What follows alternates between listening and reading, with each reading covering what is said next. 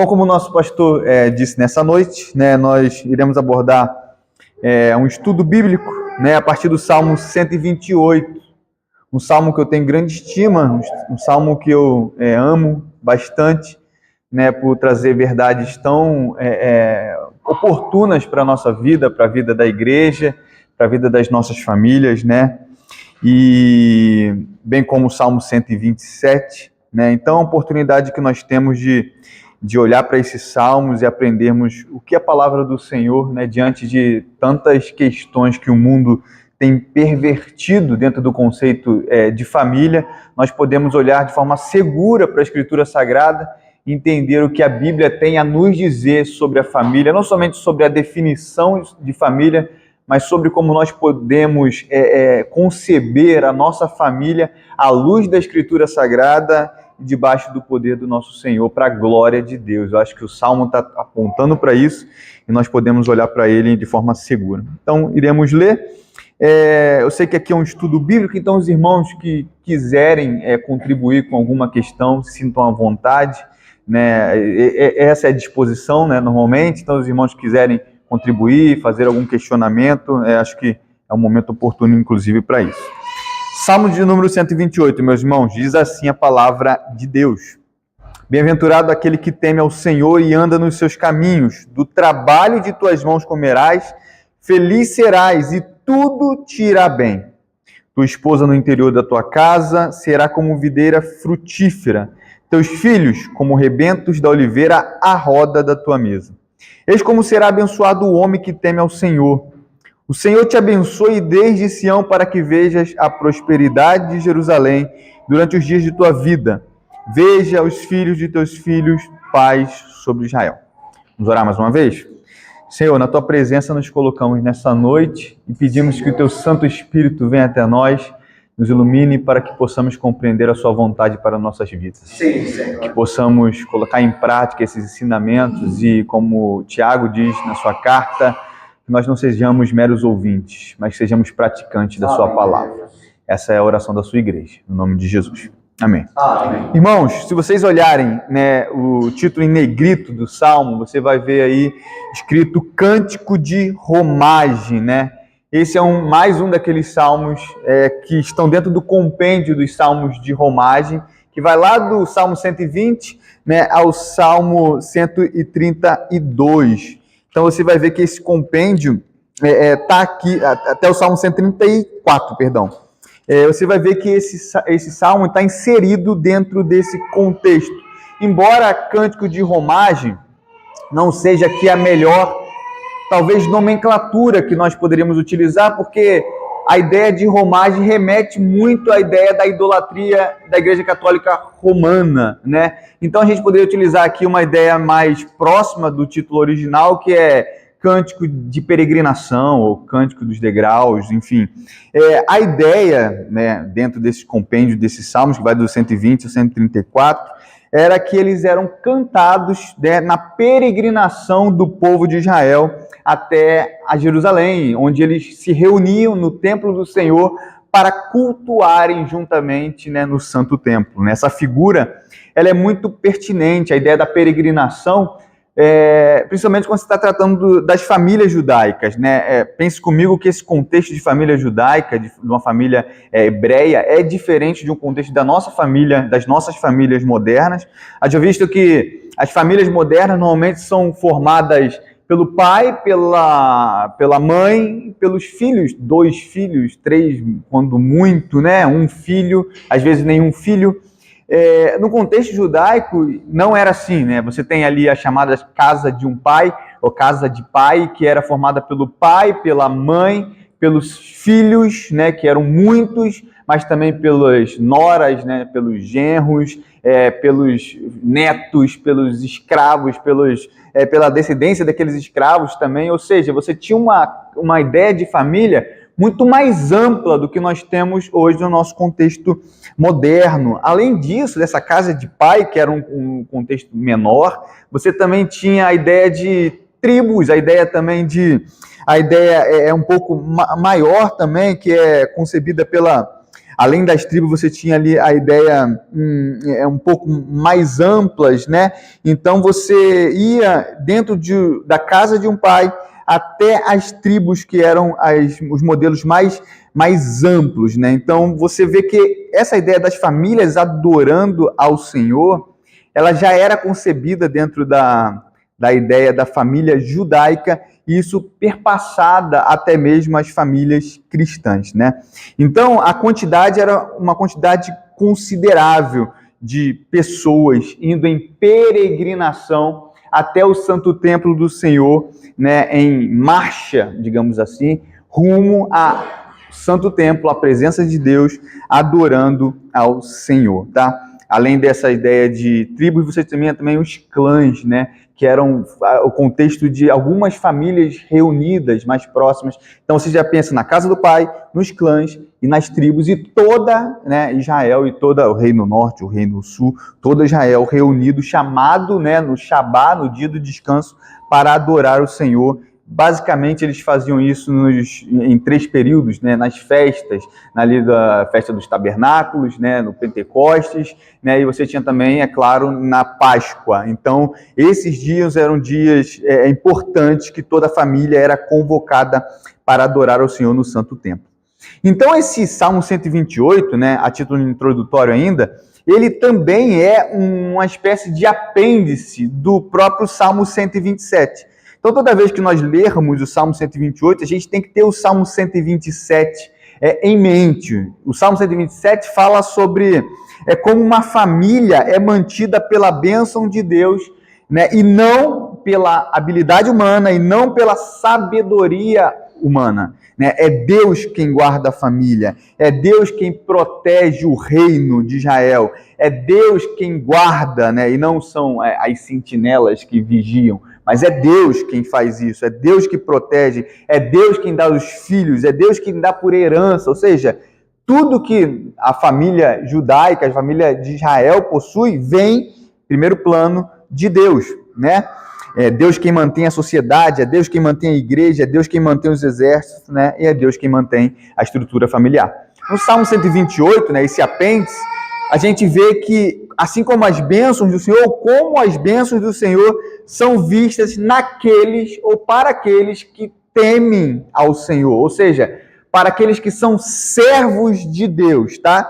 Então, basicamente, de forma panorâmica, a gente vai ver 4 temas nesse salmo.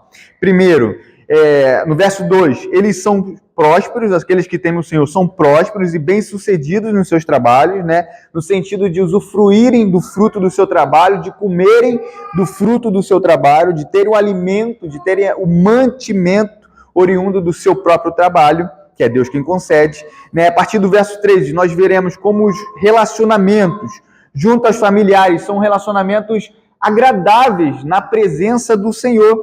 E no verso número 4 vai mostrar como que eles viverão, a família viverá para ver as suas próprias famílias, sua descendência, criadas, né, no caminho do Senhor. Não somente para as nossas próprias famílias, mas para toda a nossa descendência. E a partir do verso 5 e 6, né, a gente vai ver essa oração, como que aquele que teme ao Senhor tem a satisfação de ver não somente a sua própria família, mas a própria igreja de Deus, ou o próprio Israel de Deus, né, numa condição de prosperidade. É a bênção que se estende a todas as famílias e até a nação de Israel, no nosso caso, até a igreja do Senhor, Israel de Deus. Então vamos lá para o nosso verso de número 1, né, sobre essas promessas para aqueles que temem ao Senhor, né? E esse é um ponto já inicial muito importante. Quando o texto fala assim, bem-aventurado aquele que teme ao Senhor e anda nos seus caminhos. Você vê que o título, digamos assim, essa chamada do Salmo, ela traz uma chamada não para todas as pessoas indistintamente, mas para aqueles que temem ao Senhor e andam, né, nos seus caminhos, aqueles que confessam o nome do Senhor. E aí você pode até falar assim, Maicon, eu conheço muitas famílias que não são famílias cristãs, que são famílias do meu prédio, pessoas da vizinhança, que não temem a Deus, que não fazem parte de uma igreja evangélica, e ainda assim, né, o homem possui trabalho, ele tira o sustento da sua família, ele possui muitos filhos, eles possuem bons relacionamentos, a gente olha para a mesa farta, as pessoas ao redor da mesa, os filhos têm estima pelos seus pais, enfim. Porém, meus irmãos, mesmo que isso aconteça em famílias que não são famílias cristãs, esse por si só não é um conceito de prosperidade e de felicidade longe de Deus. As bênçãos do Senhor, nesse sentido que o Salmo coloca, alcançam apenas aqueles que temem ao Senhor e andam nos seus caminhos. O conceito de felicidade, o conceito de alegria dentro de um conceito de família cristã só é dado àqueles que possuem temor ao Senhor. Tá? Mesmo quando essas pessoas possuem isso, mas Deus não é o centro dessas bênçãos ou desses usufrutos, né, digamos assim, nada disso possui um significado verdadeiro. A família não possui um significado verdadeiro para aqueles que não temem ao Senhor. Ou seja, mesmo que os ímpios possuam, pela graça geral, né, pela bondade geral de Deus, essas bênçãos, digamos assim, que apontam, inclusive, para o próprio Deus, eles não possuem o discernimento delas. E por isso não usufruem de forma plena, porque não sabem o verdadeiro significado de uma vida feliz em temer a Deus. Esse é um ponto importante, né? A chamada do Salmo é para todos aqueles que temem ao Senhor e andam nos seus caminhos, né? Você vê que essa ideia de temor a Deus é algo muito próprio, né? Uma linguagem muito própria da Escritura, principalmente do Antigo Testamento, né? E a ideia que o Antigo Testamento traz aqui do temor a Deus não é simplesmente ter medo de Deus, tá? Embora em algum aspecto sim, devemos sim ter medo de Deus, né? Daquele que é justo juiz, da sua santa ira, mas não é tudo isso que o termo temer a Deus está trazendo. A grande questão, né, é que, até porque ter medo de Deus, até os ímpios, dentro de algum sentido, possuem medo de Deus. Mas a questão aqui está ligada ao conhecimento de Deus, né? Lembra do que Provérbios, capítulo 9, verso 10 diz, né, que o temor ao Senhor é o princípio de toda a sabedoria. Então, temor ao Senhor está ligado à sabedoria, ao conhecimento de Deus. E teme a Deus, teme ao Senhor aqueles que o reverenciam, aqueles que o adoram de forma verdadeira, aqueles que o exaltam e o exalta por meio dos seus atributos, que o reconhece a sua grandeza e quem Deus é, que vivem segundo os seus mandamentos. É por isso que o Salmo explica, né? Quem teme ao Senhor, né, como aqui uma boa literatura judaica aqui, né, ele vai explicar e vai andar aqui e anda nos seus caminhos, né, um paralelismo aqui, mostrando justamente, explicando aquilo que foi dito, ou dando ênfase, né, fazendo uma ideia até mesmo redundante para dar ênfase naquilo que teme ao Senhor. Esse é um ponto fundamental, né, essa inclusão e a ideia de que quem teme ao Senhor são aqueles que andam nos seus caminhos, tá? E são a esse que o Salmo se refere. E a partir do verso 2, nós veremos, né, depois dessa cláusula introdutória, quais bênçãos são essas? A quais promessas o Senhor está se referindo, né?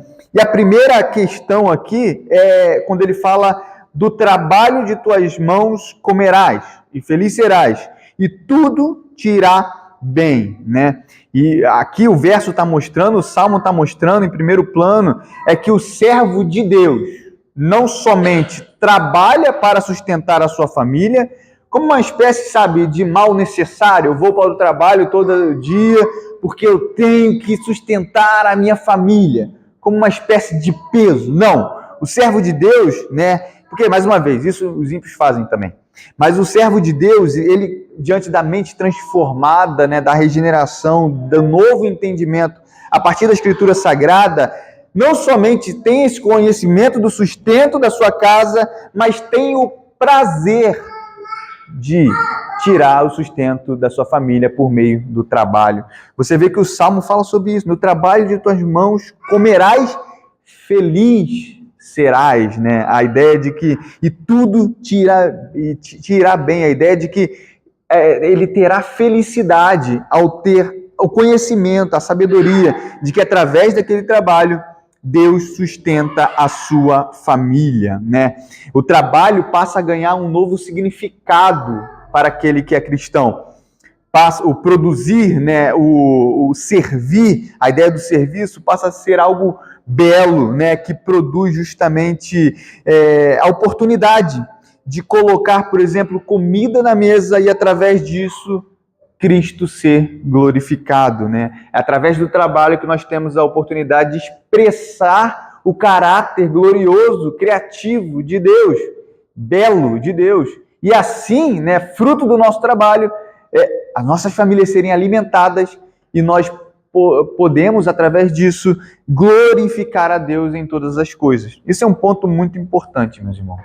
Muito importante, muito rico, né? Porque mostra muitas falhas ao percebermos o trabalho, porque muitos crentes, inclusive, não possuem esse pensamento, né? A cultura, por exemplo, que permeia o nosso mundo moderno, a ideia do sextou, né? Que você trabalha esperando ansiosamente a sexta-feira, o último dia de trabalho, porque no sábado você vai poder ter lazer, se divertir, fazer aquilo que você realmente quer muito, né? Então a gente chega na segunda-feira já ansioso pela sexta-feira, né? O último dia de trabalho, onde você vai poder se livrar daquela culpa e daqueles problemas, e aí sim fazer aquilo para o qual aquilo que você gosta, né? Isso é uma cultura preguiçosa e também vai contra o quarto mandamento. Por que vai contra o quarto mandamento? Né? O quarto mandamento não está falando somente da guarda de um dia, né? E o dia do sábado foi para o domingo por causa da ressurreição de Cristo. Nós guardamos o domingo, mas fala da ideia do 6 para 1. Né? 6 dias, o mandamento começa assim: 6 dias trabalharás. Né? Então a gente perde de vista a ideia de que o mandamento do Senhor, em primeiro plano, é para o trabalho. Né? E após 6 dias de trabalho, tendo essa consciência de que Deus usou o fruto das nossas mãos para alimentar a nossa família, e nós fomos felizes por isso, podemos ver o caráter gracioso de Deus, não somente mantendo nossas famílias, mas nos usando para expressar o caráter gracioso de Deus a todo este mundo. E no 7º dia, como ápice de tudo isso, nós podemos ser reunidos em adoração solene para glorificar e adorar aquele quem nos sustenta. Essa ideia, ela é preciosíssima, né? Essa ideia, ela é preciosíssima. E a primeira coisa que nós precisamos entender diante disso é que se o trabalho ele é idôneo, se ele é justo e se ele serve ao outro, ao próximo, precisamos encará-lo como dádiva de Deus, né? E como bênção do Senhor em sustentar a nossa família, né? O trabalho é uma bênção, meus irmãos.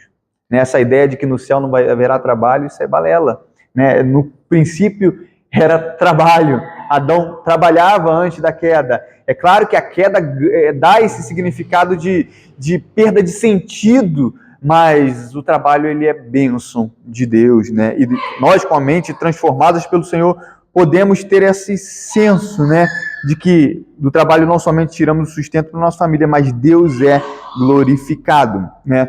Você vê que a palavra aqui, para aquele, né, bem-aventurado aquele que teme ao Senhor, seria melhor interpretado como homem. Tá? Por quê? Primeiro que depois no verso 3 está falando da tua esposa, né? Então, se está falando da tua esposa, ele está se referindo aqui ao homem. Não que as mulheres não devam trabalhar, não é esse o ponto do Salmo, mas é no sentido de que a função primordial e essencial do sustento da família, né, é do homem. Então, se o trabalho é uma dádiva, ele ainda é uma dádiva muito maior para nós homens, né? Deus nos dá isso como vocação. E aqui eu, mais uma vez, né, falo um pouquinho sobre essa ideia da vocação, porque às vezes a gente acha que Deus me chamou para um trabalho muito específico. Se eu não for pastor e não conseguir pastorear a igreja presbiteriana de Caraí com tantos membros, sabe? A gente torna os nossos trabalhos, então se eu não for um empresário da empresa X e não tiver um ganho acima de tal, não, então eu não vou trabalhar. A gente, às vezes, por causa dos nossos sonhos, né, e das nossas expectativas, criamos realidades, né, que muitas vezes são realidades falsas e que muitas vezes serão frustradas, né, dentro das nossas próprias concepções, né, e dos nossos próprios ídolos, do nosso próprio coração corrupto. Criamos essas expectativas e muitas vezes ficamos apoiados nela, buscando um trabalho ideal, para que aí sim comecemos a trabalhar. E o chamado para nós homens não é de um trabalho X ou Y, mas é para o trabalho, né? Então, mais uma vez, é claro que nós devemos buscar aprimorar os nossos dons, nossos talentos, o estudo, a capacitação, para fazer aquilo qual nós cremos que temos maior capacidade. Mas enquanto não tivermos a possibilidade de fazê-lo, trabalhemos, né? Trabalhemos, façamos tudo para a glória do Senhor, né? Eu até coloquei aqui, pior que não trabalhar naquilo que nós sonhamos, é literalmente não trabalhar, né? Fomos chamados para o trabalho, né? O mandato do Senhor é para que trabalhemos, né? E essa cultura da preguiça, ela não pode, né, permear o meio cristão. Esse é um ponto importante, né? O homem é o cabeça do lar. Mais uma vez, ele é o principal responsável pela felicidade no sentido da manutenção da família, ao ensinar a sua esposa e os seus filhos a temerem a Deus. E essas promessas, né, serão cumpridas de forma ordinária na vida dessas famílias. E aí você vê que a partir do verso de número 3, né, essas bênçãos vão se ampliando, e agora é falado sobre a esposa, né? Tua esposa, no interior de tua casa, será como a videira frutífera, teus filhos como rebentos da oliveira, à roda da tua mesa. Eu vi uma água aqui. Ah, tá aqui.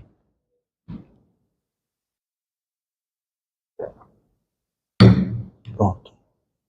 Essa é uma parte mais tumultuada, então tem que tomar uma água aqui.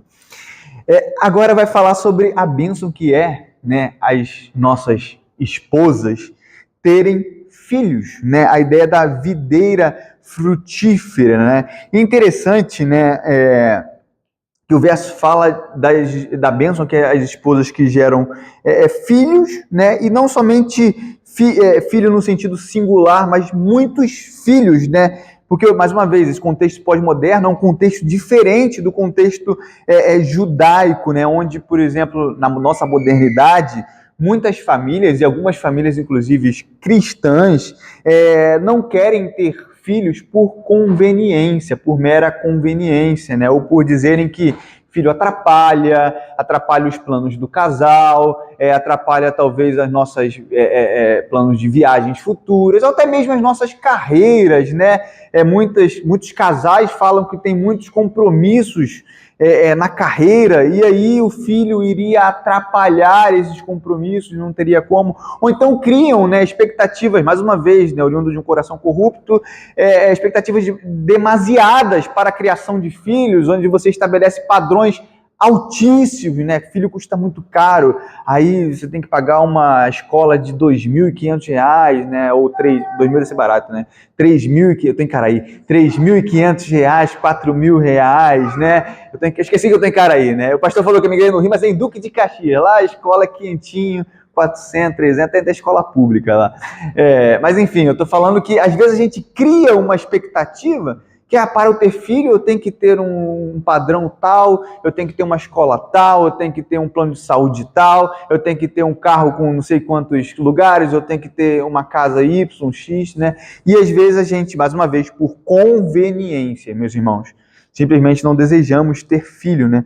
Algo que parece um contrassenso muito grande com o próprio Salmo, porque está falando aqui no Salmo, né, sobre as promessas, e uma dessas promessas e bênçãos para a vida de um lar que teme ao Senhor é que a tua esposa no interior da tua casa será como uma videira frutífera, teus filhos como rebentos da oliveira, à roda da tua mesa, né? Ou seja, pense comigo, Deus tem eu chego aqui para você, meu irmão, Deus tem uma bênção muito grande para você. Que benção é essa, meu? Aí você já abre a mão assim, né? Ele fala assim, já vem uma chave de um carro, já vem sei lá, uma conta poupança aí, uma conta cheia, né? Não, Deus está para te dar muitos filhos. Aí você fala, não, agora não, né? Deus, obrigado pelas essas bênçãos, mas eu prefiro, né? Realmente, né, normalmente é isso que acontece. Não é a regra, né? Existem pessoas que não podem ter filhos, existem pessoas que querem ter filhos e não podem. Não é esse o sentido do Salmo.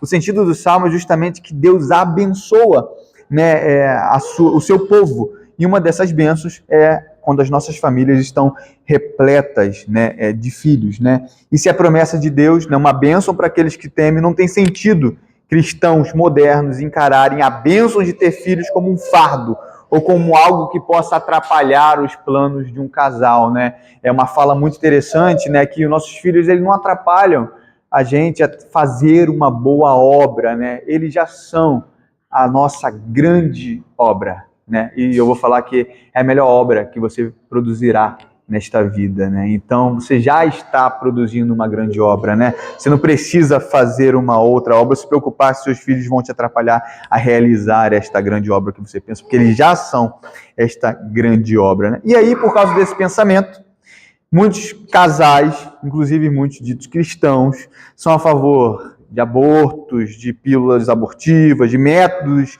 né, que são mais, né, assassinatos de bebês inocentes por causa desse medo, né, de terem filhos, né? Isso é um problema muito grande, né? Cara, e mais, né? A gente vê muita gente andando, eu fico escandalizado ainda com o carrinho, né, de cachorro, né?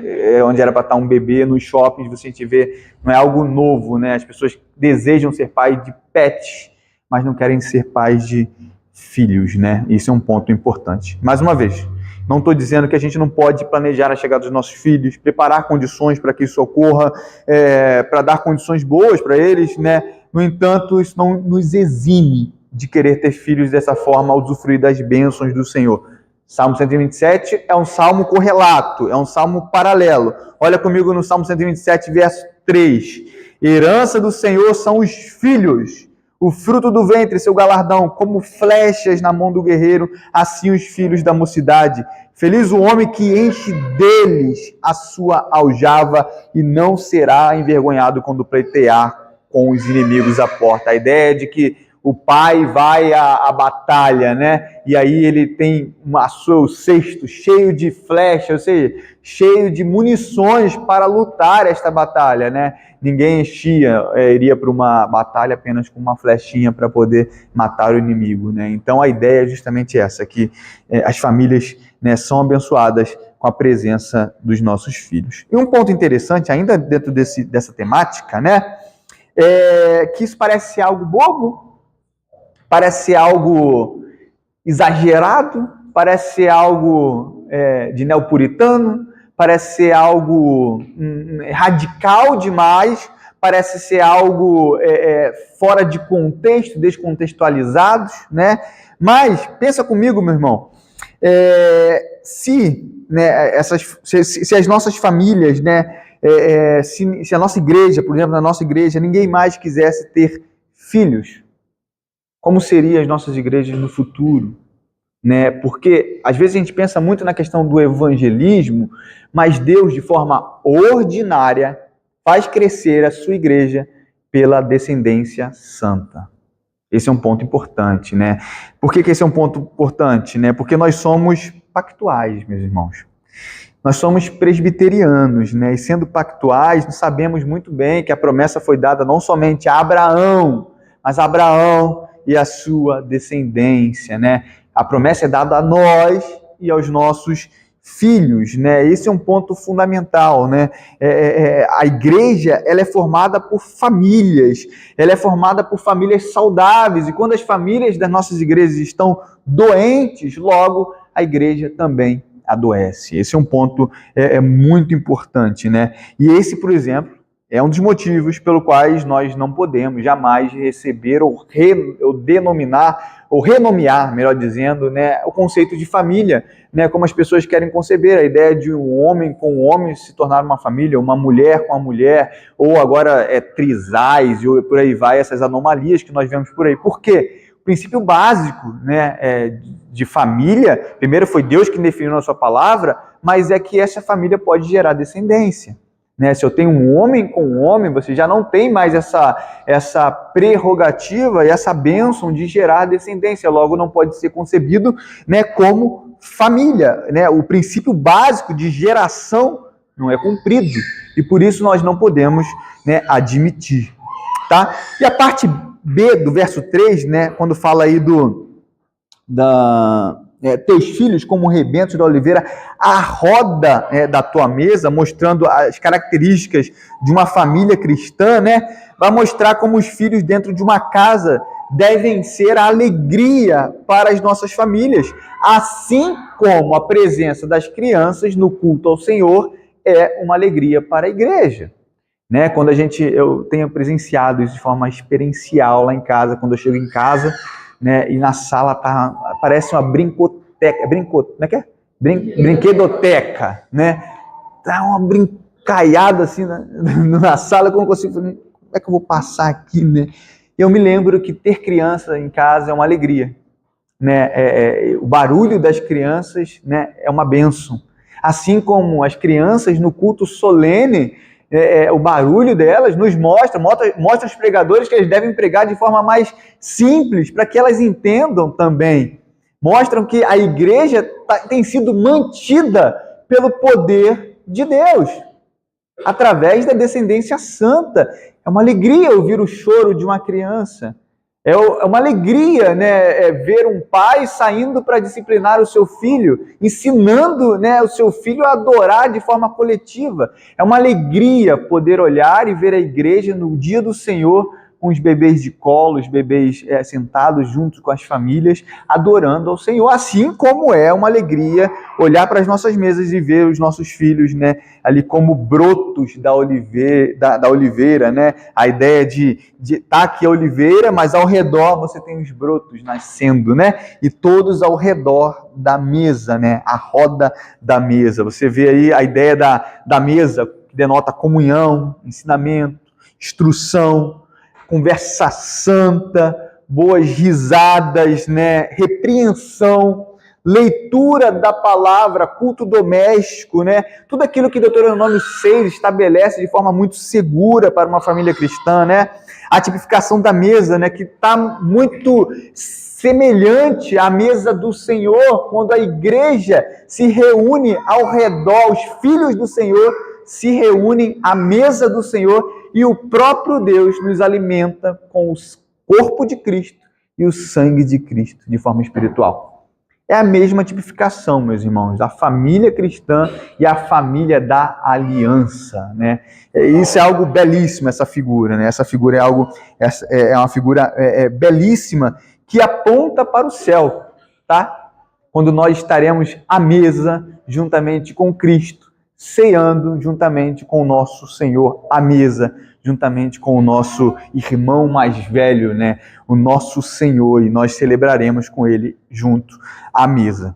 E aí no verso número 4, né, você vai ver que é uma confirmação, né, do primeiro verso, quando é dito assim: eis como será abençoado o homem que teme ao Senhor. Parece que o salmista olha para tudo aquilo que ele viu e reconhece mais uma vez, né? Eis como será abençoado. Quão grandes são essas bênçãos para todos? Não, para o homem que teme ao Senhor, né? A ideia aqui é de que as alegrias, olha quantas alegrias gozarão, né, os filhos de Deus ainda nesta vida.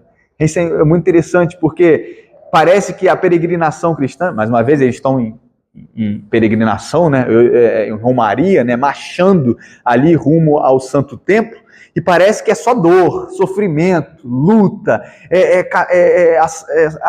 assaltantes, pedras, eles não têm, às vezes, sapatos, não tem comida às vezes, enfim, tem todas essas dificuldades da peregrinação.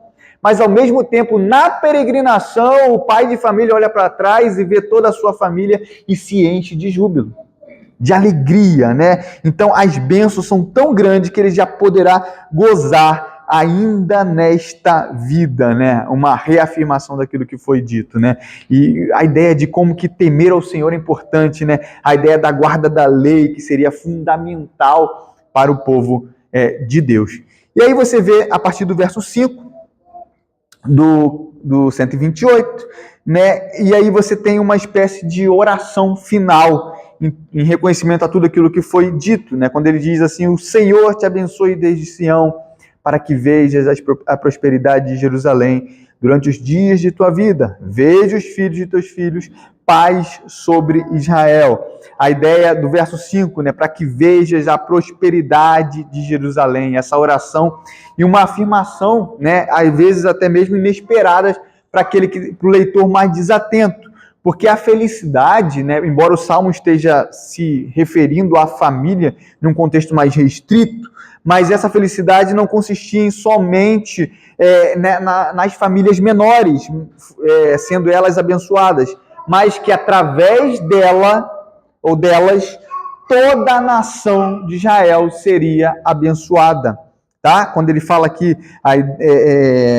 o Senhor te abençoe desde Sião, para que vejas a prosperidade de Jerusalém. Ou seja, a casa do Pai seria abençoada, os clãs seriam abençoados, as tribos seriam abençoadas, e toda a nação de Israel seria abençoada. A ideia de que as grandes mudanças, né, primeiro deveria ser ocorrerem nas pequenas famílias, né, nas famílias, nos clãs, nas tribos e na nação. Assim como, né, nós desejamos ver grandes mudanças na nossa igreja, precisamos entender que as nossas famílias precisam primeiro ser transformadas, né? E a partir daí, as demais famílias serão abençoadas.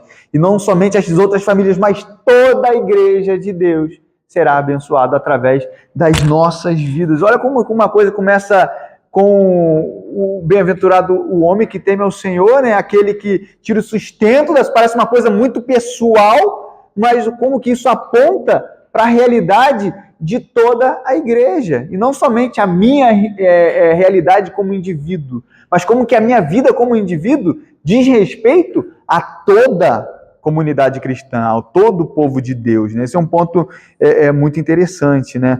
A família também aqui como base da sociedade. É claro que aqui você está se referindo à ideia e talvez eu possa até usar um pouco fora do contexto mais pertinente, que é um contexto de Israel como povo de Deus, mas eu poderia falar também que se nós queremos ver, por exemplo, a nossa nação transformada, ou mudando o seu pensamento, ou o seu modo de enxergar a família, precisamos pensar que as nossas famílias precisam primeiro fazer essa transformação, né? É claro que nós estamos no meio de ímpios, e eu acredito que essas grandes mudanças serão difíceis, né? Porque nós não estamos num país que teme ao Senhor, mas nós estamos no meio, sabemos que podemos fazer a diferença, mesmo que no micro, mesmo que as nossas igrejas, mesmo que a nossa comunidade, talvez pessoas que estejam ao nosso redor, talvez no setor do nosso trabalho, através do exemplo, através da pregação silenciosa do Evangelho.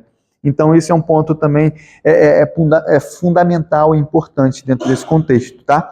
Mostra como a natureza da bênção do Senhor sempre se volta para a maior das famílias, a família de Deus, o Israel de Deus e a igreja do Senhor. E assim como o homem e a sua família, né, seriam felizes se temessem ao Senhor, todo Israel de Deus colheria os frutos dessas bênçãos. E quem faria isso era o Senhor, né? E aí é um ponto importante também, que nós não devemos buscar somente aquilo que é bom para nós como indivíduos, mas aquilo que beneficiará o corpo. E esse é um ponto fundamental até mesmo dentro das nossas famílias, porque nós como homens, muitas vezes, teremos que nos sacrificar em prol das nossas esposas, em prol dos nossos filhos, né? As esposas, talvez, em prol dos filhos, e é assim que funciona. A igreja, da mesma forma, né? Paulo vai falar sobre isso, que nós temos que considerar o outro sempre como superior, e talvez nós precisaremos, né, diminuir o nosso próprio eu, talvez diminuirmos a nós mesmos, para que o outro seja exaltado dentro de um contexto mais amplo, né? A ideia é muito clara de que nós não devemos escolher apenas aquilo que é bom para nós, mas aquilo que faz bem a todo o corpo, a todas as nossas famílias, né? Isso é um ponto fundamental. Por isso que Paulo vai falar, né, que os homens precisam amar as suas esposas a ponto de se sacrificarem por ela, a ponto de dar a sua vida por ela, assim como Cristo amou a igreja. Parece algo fácil, né? Mas não é, meus irmãos, não é, porque requer de nós, né, autossacrifício, requer de nós abnegação de nós mesmos, de quem da nossa estima, né? Isso é fundamental. E uma família que teme ao Senhor é aquela que reconhece seu papel dentro da igreja local. E no verso 6, esse é um verso também que eu gosto muito, né, quando ele fala, veja os filhos de teus filhos, pais sobre Israel, fala sobre a longevidade que Deus daria ao pai que temesse ao Senhor. Ele não somente comeria fruto do seu trabalho, não somente sustentaria sua casa pelo trabalho das suas mãos, não somente teria uma esposa com muitos filhos, não somente esses filhos não somente gerariam alegria à casa, comunhão, aprendizado, devoção a Deus, mas como uma espécie de grande finale, uma cereja final colocada lá em cima, os pais de famílias também veriam a sua descendência, os seus netos, os seus bisnetos, todos eles adorando ao Senhor. Né? Isso é um ponto muito importante, né? Mais do que ter longevidade, pela própria longevidade, você poderia enxergar toda a sua descendência diante dos caminhos do Senhor, né? E juntos estariam marchando, peregrinando, para louvar a Deus no dia que Ele reservou para que nós o adorássemos, meus irmãos. Eu trago aqui uma reflexão importante para nós. Não basta, né, eu lembro do Salmo 90, né, não basta termos dias prolongados, tá? Se esses dias não estiverem firmados na presença do Senhor, esses dias não servem para nada. Eu não posso apenas chegar na minha velhice, com os meus 90 anos, ou quem sabe meus 100 anos, e achar eu vivi bem, se eu não olhar para trás e não vir que a minha vida foi solidificada e firmada na presença de Deus. E uma dessas provas é que quando eu olhar para trás, eu vou ver toda a minha descendência nos caminhos do Senhor. Isso é a maior dádiva, o maior presente que um homem pode ter, meus irmãos. Essa é a maior herança que alguém pode ter. É não somente ter longevidade, mas ter a certeza, né, de que Deus o abençoou através das gerações. Né? Deus reservou a sua família para adorar ao seu santo nome em comunidade. Isso é algo preciosíssimo. Né? Não basta viver, mas a vida só tem sentido se nós estivermos na presença de Deus. Esse é um ponto, assim, maravilhoso, que o Salmo parece que, quando você olha, veja os filhos de teus filhos, pais sobre Israel, parece algo que não traz muito significado, mas é o grande final desse Salmo, né? Mostrando justamente a graça de Deus sobre a vida daqueles que temem ao Senhor. E eu concluo aqui, né? Eu não vou fazer grandes aplicações, mas para sintetizar aquilo que a gente viu através desse Salmo da família, né? Um salmo tão importante para nossas vidas, né? Assim como ele fez parte do contexto das famílias judaicas, né? No sentido de que, fazendo parte do culto a Deus das famílias, eles fazem esses salmos, né? Os salmos de romagem, fazem parte das nossas vidas, né? Primeiro, Deus abençoa aqueles que o temem. Deus abençoa aqueles que o temem. Eu vou alongar essa fala. Deus abençoa aqueles que o temem ainda nesta vida. Por que eu estou falando isso, meus irmãos? Porque, às vezes, né, é claro que Paulo fala que nós somos os maiores miseráveis deste mundo se nós esperarmos por Cristo somente para esta vida. Mas, às vezes, por causa das falsas teologias que nos rodeiam, né, teologia da prosperidade e outras questões aí que nós tem os psicos baboseiros, tem as teologias baboseiras também, né? Que às vezes nos fazem tirar o foco daquilo que Deus tem para nós, meu irmão. Deus pode sim nos abençoar com bênçãos nesta vida, tá? E o Salmo 128 mostra isso, né? Que nesta vida nós poderemos ser abençoados com todas essas bênçãos, se o Senhor aprovar fazê-lo. Se o Senhor aprovar, né, de forma graciosa, Ele pode nos abençoar com todas essas bênçãos aqui. Sabe, às vezes a gente, por causa de um exemplo, né? Como a gente às vezes não olha para como Deus pode nos abençoar ainda nessa vida, quando nós olhamos, por exemplo, para a questão do dízimo, né? Achando que, não, às vezes não podemos olhar o dízimo como a lei, como isso, como aquilo outro, né? Embora a gente entenda o dízimo como uma questão pactual, a gente esquece que Deus abençoa também financeiramente o povo que é fiel nos seus dízimos, nas ofertas. Mas por causa das falsas teologias, a gente perde isso de vista, né? Assim como perdemos a ideia de que o homem que teme ao Senhor e anda nos seus caminhos pode ser abençoado ainda nesta vida. Isso é graça de Deus, não é tomar lá da cá. Eu vou temer ao Senhor para que Deus me abençoe. Não é isso. É porque você teme ao Senhor, é porque Deus te chamou, né? É que Ele te abençoa, meus irmãos. Faz parte da nossa identidade, né? Esse é um ponto fundamental. O Salmo traz, em segundo lugar, né, que nós precisamos, a verdade é que nós precisamos valorizar a simplicidade da vida, né? Que Deus é a nossa maior alegria, a maior alegria do homem, e por isso nós não devemos ficar correndo atrás do vento, ou desfrutar apenas de prazeres frívolos, né? Mas o Salmo mostra que o maior prazer de um homem é tirar do trabalho o fruto da sua casa, né? Ou seja, o alimento da sua casa, é ter uma esposa ao seu lado, os filhos comendo à mesa, a conversa do dia a dia, a meditação na palavra de Deus, um ensinamento, o discipulado dia após dia, ensinando-os a seguirem a Jesus, né? E essa é a nossa responsabilidade, né? Como homens chamados para o Senhor, de ensinar as nossas famílias a temerem ao Senhor. Às vezes a gente acha que a nossa felicidade depende de muitas circunstâncias, meus irmãos.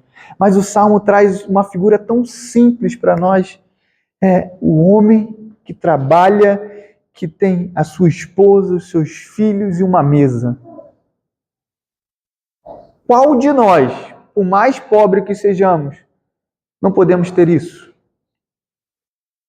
Será que a nossa felicidade depende do número de viagens que nós faremos? Será que a nossa felicidade depende realmente da qualidade do ensino que eu conseguirei prestar de acordo com a situação financeira que eu posso dar para os meus filhos? Será que a minha felicidade está pautada em coisas deste mundo, por melhor que elas sejam? Então ninguém está falando aqui que é pecado tê-las. O que o Salmo está falando é que existem coisas mais preciosas para nós. E essas coisas estão na simplicidade da vida cristã. É no culto a Deus, é no domingo após domingo, é na rotina de adoração da família, do ensino, do culto doméstico, do pai abrindo a Bíblia e ensinando aos seus filhos, da correção. Isso é tudo coisa simples. Não é nada mirabolante. E às vezes a gente, mais uma vez, se perde em meio aos conceitos que o mundo nos traz e nos enredamos, né, por caminhos que não são caminhos da Escritura. Esse é um ponto importante. Terceiro lugar, o trabalho, mais uma vez, não pode ser um mal necessário para nós cristãos, mas ele deve ser o senso de prazer, da sabedoria, de que sabemos que Deus nos tem abençoado, nos dando a oportunidade de levar o pão de cada dia até o nosso lar. Se você acordou cedo hoje, né, acordou como eu, às 5 horas da manhã, foi para o trabalho, teve a oportunidade de voltar para casa, né, às vezes talvez numa condução, ou que mesmo que seja no seu carro, num trânsito catastrófico das nossas grandes cidades, né, e ao final do dia você viu a sua esposa, os seus filhos, saiba que quem colocou comida na sua mesa não foi você, foi Deus, através da oração, dai-nos, Senhor, o pão nosso de cada dia. Né? Não basta ter dinheiro para ter o pão, Deus precisa abençoar a colheita, Deus precisa gerar proporção para que você usufrua daquilo que Ele mesmo dá. Tantas pessoas têm dinheiro, meus irmãos, e não podem hoje lá no sul comer, né, comprar alguma coisa para comer, porque não tem condições, a colheita se perdeu, ou talvez as ruas estão alagadas. Se você tem o que comer hoje, não é porque você tem um grande trabalho, um grande conhecimento. Não é por isso. É porque Deus te abençoou sobremaneira. Esse é um ponto muito importante. Em quarto lugar, precisamos entender que as nossas famílias fazem parte do corpo de Cristo, né?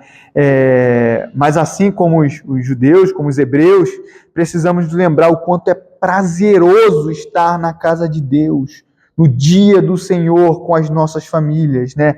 E se a gente vê, mais uma vez, né, a gente olha o mandamento e vamos lá para o nosso catecismo maior e às vezes a gente olha para as proibições e olhamos o dia do Senhor como algo penoso, sabe? Eu não posso fazer isso, eu queria tanto fazer aquilo hoje, mas eu não posso.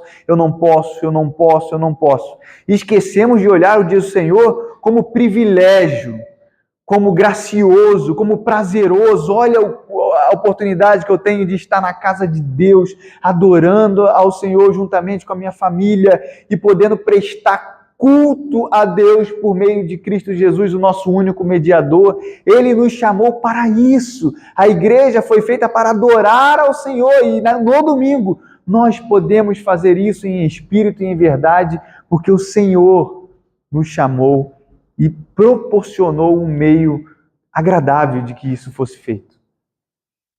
É alegria acabar o culto e poder conversar com os irmãos, poder se deleitar nas boas conversas, na saudade de ter conversas santas, de falar sobre a nossa vida, de talvez confessar os nossos pecados, ser entusiasmado, ser admoestado, ser encorajado na caminhada cristã, e voltar para casa e comer com os nossos familiares e talvez tirar um sono na parte da tarde para à noite novamente estarmos no culto ao Senhor, se deleitando da presença do Senhor.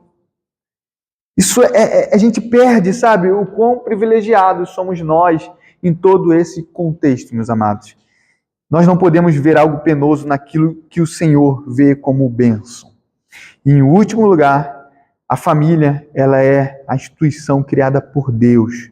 Não podemos ser relapso no cuidado da família, né? Sabendo que naquele grande dia seremos reunidos numa grande família e nossos nomes serão trocados, serão mudados e seremos identificados pelo nome poderoso de Cristo. Faremos parte de uma única família, meus irmãos. E se o Senhor instituiu essa família, é porque algo poderoso tem nisso. E o poder está no Espírito Santo de Deus, que une homem e mulher em uma só carne e ajunta, sabe, de forma miraculosa, pensamentos diferentes, mas no nome de Cristo são unidos de forma que homem algum pode separar, e agora esses têm descendência santa, porque esses são santos também, e de forma miraculosa são reunidos na presença do Senhor. E não somente isso, o Senhor mesmo garante que essa peregrinação terá um fim vencedor. O cântico de romagem, ele está no lábio, né, do povo de Deus, porque ele tem a certeza de que ele vai chegar ao santo templo do Senhor, de que ao final ele subirá os degraus e estará na presença de Deus, porque o Senhor perseverará, fará com que nós perseveremos até o dia final em triunfo. Isso é milagre de Deus, isso é graça de Deus sobre a vida das nossas famílias. Meus irmãos, precisamos olhar para esse salmo, o quanto Deus tem já nos abençoado, olhando para as nossas vidas, para a vida dos nossos homens da igreja, das mulheres, dos nossos filhos, da nossa igreja, olhando para as nossas gerações, mas também nós temos que olhar para frente, nos lembrando que o Senhor é quem conduz os nossos passos e a nossa vida. Feche seus olhos, vamos orar? Senhor, te damos graças, ó Pai. Obrigado pela tua palavra que fala poderosamente ao nosso coração. Obrigado porque o Senhor nos instruiu em tudo por meio da sua palavra. Não nos deixe, ó Deus, sermos enganados pelas definições que o mundo tenta trazer para corromper a nossa fé em Cristo. Que a nossa igreja, ó Pai, tenha somente a Tua Sagrada Escritura como guia de fé e prática para as nossas vidas. Que possamos ser exortados, consolados e ensinados pela Sua palavra. Que os homens das nossas igrejas possam ser encorajados a cumprir os seus papéis de provedor, de pastor do lar, daqueles que, ó Deus, fornece o alimento não somente físico, mas espiritual às suas famílias. Abençoe também, Senhor Deus, os nossos pastores para que eles possam, ó Deus, ser instrumentos nas suas mãos para alimentar a família de Deus, os seus filhos amados. Que possamos ter a esperança de que, ao final, estaremos todos reunidos à mesa junto com o nosso Senhor Jesus. E lá desfrutaremos de comunhão eterna, de bênçãos eternas, imensuráveis, ó Deus. Que possamos já ter essa perspectiva dessa realidade hoje, que domingo após domingo, quando a tua igreja é reunida na sua presença. Sim, Pai. Nós oramos assim, com o perdão dos nossos pecados, no nome de Jesus. Amém. Amém.